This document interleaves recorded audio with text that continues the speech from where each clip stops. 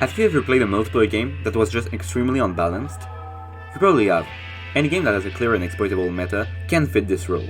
Whether it is a game meant to be competitive, like Overwatch or League of Legends, or a more casual title like Splatoon or Team Fortress 2, you can't have a truly balanced game. But what if a game didn't try to be balanced?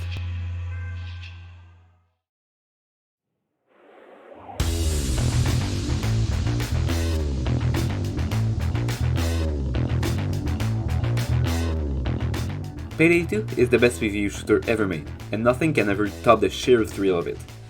Okay, this is my subjective opinion, but I swear I have a point. Now, this video isn't just about Payday 2, so I won't go in depth in its system, but the only thing you need to know is that Payday 2 is a very unbalanced game. On lower difficulties, from normal to Deathwish, pretty much any build and perk deck can be used to win. Payday 2 works on a perk deck and skill point system. Perk decks are basically classes. You can only pick one for each loadout, and they give you various benefits, like giving you a special throwable, or having a special, more niche, effect. For example, the perk deck Grinder allows you to gain health whenever you damage enemies. Skill points allow your character to be more specific in what they do. For example, you can specialize in reviving teammates, even if you have a very damage-focused perk deck. The combination of these two elements is pretty much what defines your build, but it is also where the balance of the game breaks. On the hardest difficulty, Death Sentence 1 down, the game becomes a mess, but it's also the only reason why I still play the game. It's the ultimate test of skill and frustration, since every enemy kills you in at most 3 shots, and they are much tougher to eliminate in addition to their increased number.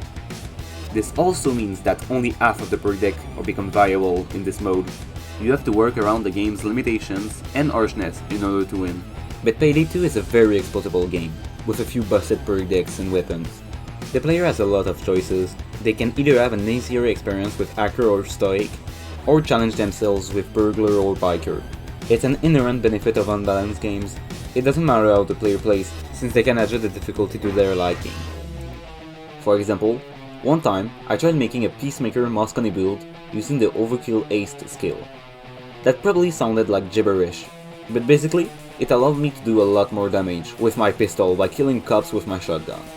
The problem is that the Peacemaker is a shitty weapon, but making that build and using it, challenging myself with the tools I have been given, was insanely fun, even if I got wrecked in the game.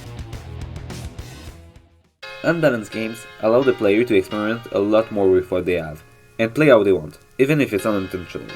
I'm not saying game designers should never try to balance a game. Sometimes it is necessary to remove some game-breaking perks, add more damage to a weapon, or just bring more fun on the table. But doing that is extremely difficult sometimes, and can lead to a less fun experience, by taking away the fun out of a playstyle. Take a look at Payday 3. In one of the updates, one of the game designers chose to alter their ammo funnel skill. It was a skill that filled your gun's ammo count when the edge skill was active. It was used by almost every build, since it was one of the only skills that was actively game-changing and fun in the game. This update got massive backlash, and forced the developer to revert the skill to its original form. But even if unbalancedness is better in some aspects, there's one point that I have yet to touch on. You can't balance unbalancedness. Or can you? Yokai Watch 3 is a monster collecting RPG where you collect yokais, basically ghost creatures that can inspire people in order to make them do whatever they want. And it's also one of my favorite franchises of all time. The yokais you catch in Yokai Watch are divided into ranks, ranging from E rank, which are extremely common and weak, and S ranks, who are incredibly powerful and can define the outcome of a battle.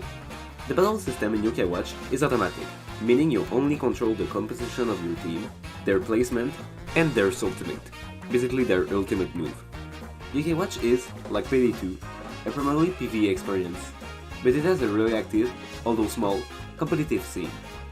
The game has a built-in competitive online mode, which is a set of imposed rules, the most important one being that you can't bring more than 2 A and S ranks, which already balances the game a lot more. Even if the S ranks you bring are extremely good, you have to manage your resources to allow for more scenarios and therefore a better team. One thing I didn't mention is that E ranks also have their niche in the meta.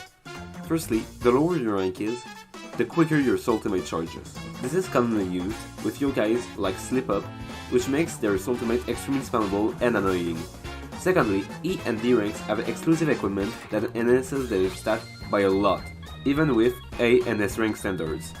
But Yokai Watch 2 already had all of these systems, so why is Yokai Watch 3 a much more balanced game than 2, which are the clear meta that is still used to this day? Well, Yokai Watch 3 added a lot of other things, but what I want to focus on is the prestigious treasure. This is an item that allows you to increase the rank of a yokai, letting you upgrade an E, D, C, or even D rank to an S rank, though it is more commonly used to upgrade an E rank to a B rank. This increases all their stats, and is also an incredible game design decision, letting the player have basically infinite freedom of how they play their monsters and make their teams. This balances the game by letting less used yokais have their place in the meta.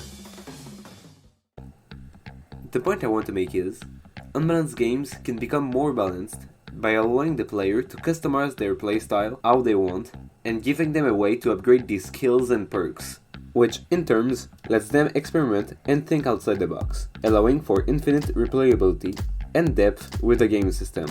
However, this doesn't apply to every genre.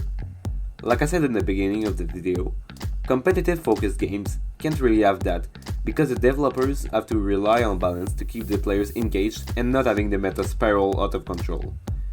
But I do think that more games should focus less on balance and more on giving the player tools to break the game in half and create their own fun. Now, on that note, I'm gonna go replay Yokai Watch 3 for another 180 hours.